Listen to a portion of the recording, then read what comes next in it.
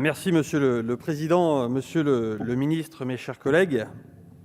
Nous sommes réunis ce vendredi matin pour examiner l'action de la France dans le domaine des NBIC, ces nanotechnologies, biotechnologies, informatique et sciences cognitives, à la lumière de la compétition stratégique sino-américaine. En effet, cette dynamique géopolitique entre la Chine et les États-Unis structurera le grand jeu des nations pour les 30 prochaines années et nous vous envoyons d'ores et déjà des illustrations sur le plan diplomatique, commercial et même parfois militaire. Je voudrais pour commencer remercier le président Olivier Becht qui a choisi ce thème et qui m'a demandé d'intervenir pour représenter la position du groupe Agir Ensemble. Dans la seconde partie du XXe siècle, l'ère de la révolution de l'information a été marquée par la convergence des technologies de l'information, donnant naissance à une série de disciplines scientifiques et de processus industriels et de services. Internet est par exemple né de cette convergence et chacun mesure bien ici son impact sur notre vie quotidienne. De même, la recherche sur le génome humain, qui continue de progresser, est issue de la convergence entre la biologie et les technologies de l'information, car le décryptage de ce génome est lié à la puissance de calcul. Et inversement, la communauté des technologies de l'information, inspirée par les avancées de la biologie, a inventé les réseaux neuronaux, l'intelligence en essaim et les ordinateurs à ADN. L'émergence rapide des sciences cognitives a entraîné une interaction croissante entre les sciences du vivant, l'informatique et l'ingénierie, puis a donné un nouveau souffle à l'intelligence artificielle et à la robotique. Nous le voyons, les avancées technologiques permises par la convergence des NBIC offrent à notre monde des effets de rupture sans précédent, autant d'opportunités pour le stratège visionnaire que de risques pour celui qui reste en retrait de la marche du monde, par crainte ou par manque d'ambition. Lorsqu'il s'agit de technologies aux effets de rupture si conséquents, il est parfois difficile d'en cerner les enjeux. La fiction prend alors le pas sur la réalité et notre imaginaire collectif est garni de références. De Terminator, le robot tueur émancipé de la tutelle de l'homme, à la Matrice, intelligence artificielle exploitant l'homme comme carburant énergétique, en passant par Hulk, super soldat incontrôlable au génome modifié. Ces références issues de la culture populaire sont riches d'enseignements pour nous, décideurs politiques, sur la perception de ces ruptures technologiques. La première est que si elle n'est pas suffisamment maîtrisée dans son développement technique et éthique, une technologie de rupture finit par nuire à l'homme, ses droits et à sa nature. La deuxième est que les conditions saines de ce développement ne peuvent émerger qu'au sein d'un cadre international. C'est bien là le fondement du multilatéralisme. C'est bien sur ce deuxième principe que nous débattons aujourd'hui, comment la France, et derrière elle l'Europe, peuvent se positionner en leader des NBIC pour ne pas subir les pressions de la compétition sino-américaine. La compétition technologique n'est pas nouvelle en tant que telle dans la course à la puissance. Contrôler le secret du bronze, du fer, du gouvernail, de la poudre, de la machine à vapeur, puis de l'atome, voilà ce qui a rythmé l'histoire du monde, faisant et défaisant des empires, condamnant des peuples à la souveraineté prospère ou à la vassalité tributaire. Pour ceux qui en douteraient encore, convoquons le passé. Déjà en 1957, Washington avait tremblé au lancement du satellite Sputnik.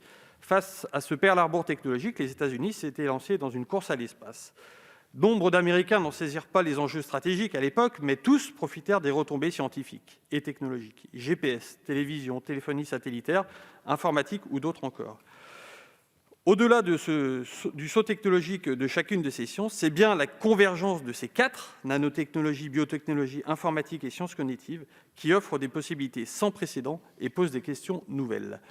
Nous, êtres humains, sommes de plus en plus intimement liés à la technologie. Elle s'immisce entre nous, à grande échelle, par le biais des smartphones, des trackers d'activité, des réseaux sociaux, des jeux en ligne ou des lunettes de réalité augmentée. Ces appareils numériques s'immiscent dans notre vie privée et sociale et influencent de plus en plus la façon dont nous, humains, interagissons. Nos interactions avec les machines qui nous entourent, caméras de vidéosurveillance, chaussures intelligentes, puces à ADN, technologies de reconnaissance faciale, permettent de nous caractériser numériquement. Les données sont collectées sur notre patrimoine génétique, notre santé, nos sentiments, nos préférences, etc. Parallèlement, l'interface entre l'homme et la machine ne cesse d'augmenter. La distance même des capacités entre l'homme et la machine peut parfois s'estomper. Certains robots peuvent imiter le comportement humain et entrent en compétition avec l'homme sur le marché du travail et dans la vie courante. Ils sont capables d'un apprentissage automatique par l'expérience, deviennent autonomes, ont d'énormes capacités de mémoire et développent une aptitude à raisonner.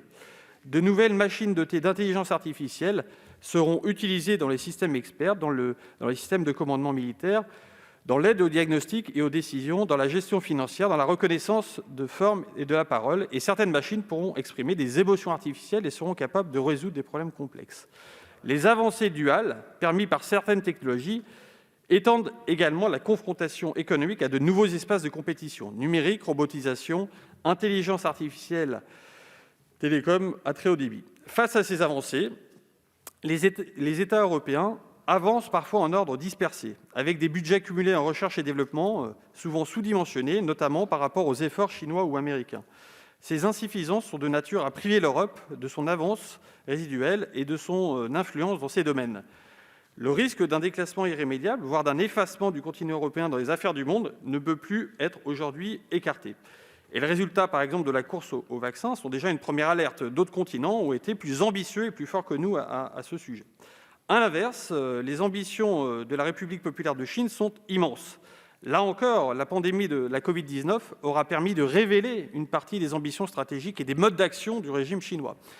Assumant ouvertement sa rivalité stratégique avec Washington et exploitant toutes les opportunités qui se sont présentées, Pékin a développé au cours de ces 3 dernières années une diplomatie aussi active qu'agressive, portée par ses actions d'influence à un niveau global, accentuée par ses efforts d'espionnage, de captation technologique et d'utilisation de son nouveau poids économique et industriel, et enfin démontrer sa résolution militaire.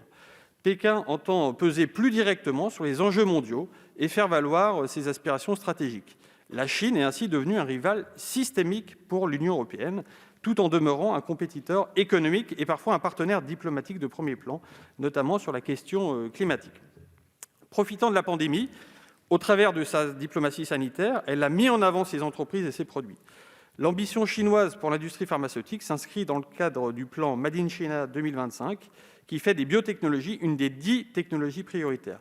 Le plan quinquennal 2016-2020 présentait les biotechnologies comme une des 5 industries prioritaires en Chine, avec un accent tout particulier sur les vaccins. De l'autre côté du Pacifique, le bouleversement numérique est très largement emmené par des entreprises américaines, au premier du rang les célèbres géants Google, Amazon, Facebook, Apple et Microsoft, que l'on appelle les GAFAM. Leur présence est écrasante dans la recherche en ligne, le e-commerce, les systèmes d'exploitation et les plateformes. Ces dernières qui les hébergent et font circuler les contenus véhiculent les valeurs de l'Amérique souvent et s'affirment ainsi comme l'un des instruments de son soft power. Cette domination s'accentue, les entreprises de la Silicon Valley se développent en absorbant les nouveaux venus dont les succès pourraient les menacer. Le caractère exponentiel de la croissance numérique permet à ces entreprises de creuser sans cesse l'écart avec leurs rivales venus plus tard sur le marché. Pour compléter ce succès, les acteurs américains du numérique souhaitant maîtriser l'ensemble des chaînes de valeur dans lesquelles ils s'inscrivent.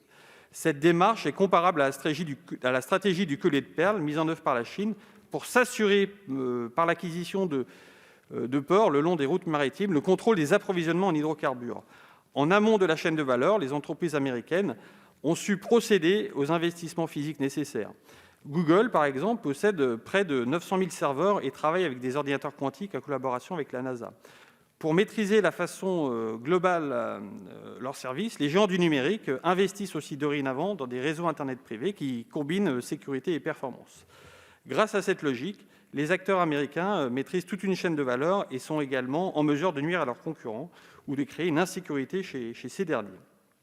Enfin, les États-Unis dominent le secteur de la biologie de synthèse au niveau international. Le caractère dual de ces recherches et technologies avec des applications aussi bien civiles que militaires doit être appréhendé d'un point de vue opérationnel. Alors, que doit faire la France face à ces défis ? Elle doit d'abord s'en donner les moyens. En ce sens, le président de la République a annoncé un plan ambitieux intelligence artificielle. Le 21 janvier a été dévoilé également le plan quantique, visant à organiser les forces industrielles et de recherche du pays pour faire de la France un acteur majeur de ces stratégies quantiques. Nous devons maintenant mieux identifier les risques sur les chaînes d'approvisionnement, quitte à en développer en propre si nécessaire. Certaines filières industrielles stratégiques doivent également faire l'objet d'une attention particulière, susceptible d'aller jusqu'à une démarche de soutien capitalistique. Enfin, pour renforcer leur souveraineté et assumer leurs responsabilités partagées, nos alliés européens vont devoir accroître leur indépendance technologique et industrielle.